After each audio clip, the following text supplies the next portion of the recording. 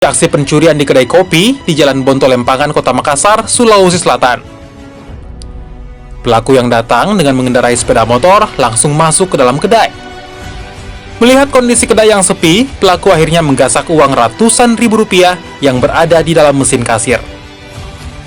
Usai mengambil uang, pelaku pun langsung kabur. Kalau mau pergi atau ke Lagaligo.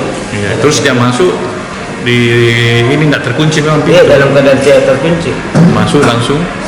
Terus saya di belakang lagi lihat apa ada ya, ada dia masuk di sini. Gitu ya. Om, saat kejadian itu posisinya kita di mana?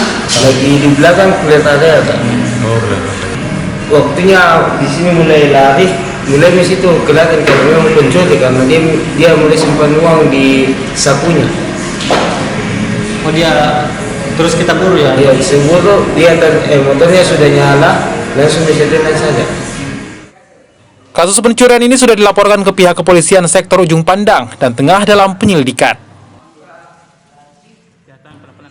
Arif Tirtana, Kompas TV, Makassar.